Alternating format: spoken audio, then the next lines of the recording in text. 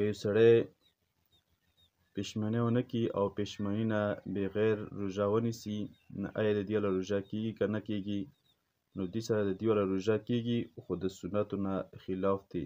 خو څه عذر وي بیا جایز دی. که بغیر عذره بغیر د پښیماني نه روژه نیسي، نو دغه روژه یې بیا صحیح نه دی، سنتو نه خلاف دی. دویم، که یو سړی په سګرټ، نسوار وغیره سره روژه ماتوي، نو آیا دا څرنګه طریقه دی؟ ټیک دی، ورسره روژه خو ماتیږي، خو د که یو سړی پښیماني ونه کړي او پښیماني نه بغیر روژه ونیسي، نو آیا د دې والا روژه کېږي که نه کېږي؟ نو دې سره د دې والا روژه کېږي، خو د سنتو نه خلاف دی. خو څه عذر وي بیا جایز دی. که بغیر عذره بغیر د پښیماني نه روژه نیسي، نو دغه روژه یې بیا صحیح نه دی، سنتو نه خلاف دی. دویم، که یو سړی په سګرټ، نسوار وغیره سره روژه ماتوي، نو آیا دا څرنګه طریقه دی؟ ټیک دی، ورسره روژه خو ماتیږي، خو د ثم اتموا الصيام الى الليل. دې آیات کریمه کې الله رب العزت د روژې حکم کوي چې تاسو روژه شپې پورې پوره کړئ. سبعی نه واخله تر شپې پورې. نو دې همدا مقصد دی چې روژه څه دی، سبعی نه پېږې پورې وي. او نن کومه خبره مو بیانوم، هغه دا دی چې دغه افطاري یعنې روژه ماتول، په دې کې به تلوار او جلدي به کېږي، سستي به نه کېږي چې سړی لیټ شي او لږه وروسته یې ماته کړي. صلی الله علیه وسلم فرمایي، او دې باره کې ډېره حدیث موجود دي چې کوم روژه ماتوي، یعنې د افطاري کوم ټایم وي چې کله هغه پوره شي، بیا هغه کې جلدي کول او سستي نه کول.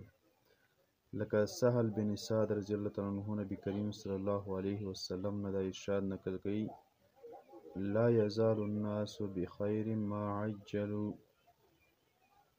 نبی کریم صلی الله علیه وسلم فرمایي چې څو پرې د ما امت څه دی، دا په جلدي کوي په افطاري کې، نو دوی به په خیر باندې وي، په خیر باندې به دوی پاتې کېږي. او بل حدیث کې رسي نبی کریم صلی الله علیه وسلم فرمایي، وي د ما امت څه دی، لا تزال امتی علی سنتي ما لم تنتظر بفطرها النجوم. د ما تر څو پرې چې د ما امت څه دی، دا به په ما سنتو باندې وي، د ما سنت طریقې باندې وي، تر څو پرې چې دوی افطاري څه دی دغه د ستورو ته نه ورسته کوي.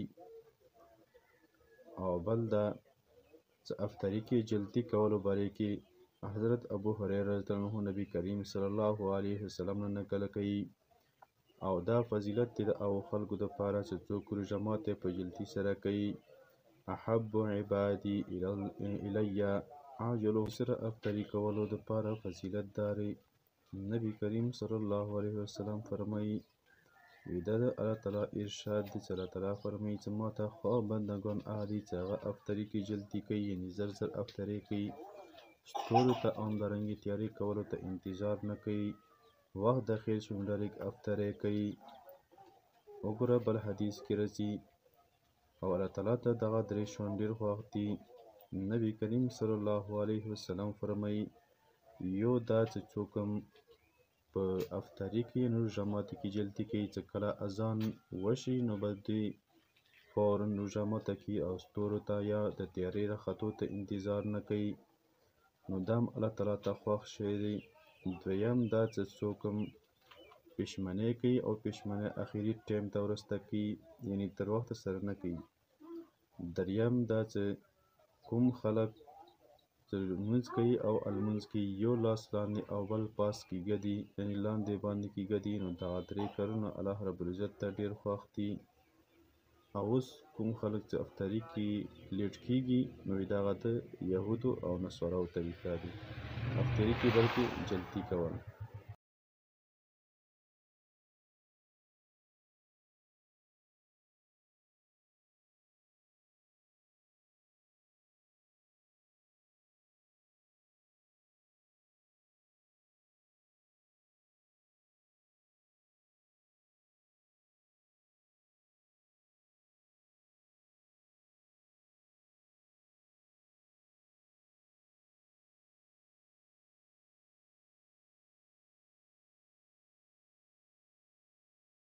چې هغه سره روژه نه ماتېږي او نور سره مکروه کېږي.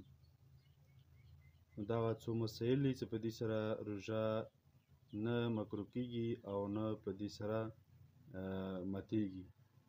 پیل نمبر مسواک کول شو. مسواک کوي کې روژې په حالت کې نو دې سره روژه ماتېږي نه، نور سره مکروه کېږي. دویم په سر یا په ګیره یا بریتونو باندې تیل لګول شو، کوم قسم تیل هم وي. او دریم چې دی نو سترګې تورول شو. سترګې تورولو سره هم روژه چې دی نه مکروه کېږي او نه ورسره ماتېږي. څلورم نمبر خوشبويي بینول، ګربتي وغیره چې وي، خو لوګي د ګربتي کوم لوګی چې دی دین او بیا ځان ساتي دي سره روژه بیا مکروه کېږي، خرابېږي. او بل ګرمي د وجې نه غسل کول یعنی لمبېدل. او شپږم نمبر چې کوم قسم ته هم انجکشن وي، رګله وي یا په غوښې والا وي یا ډریپ وغیره دي سره هم روژه نه ماتېږي.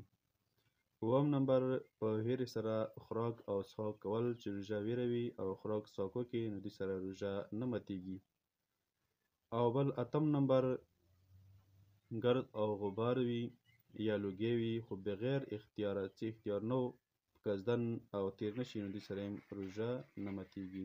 غوږ کې اوبه تلل شو او په خپله باندې الټۍ راتلل شو.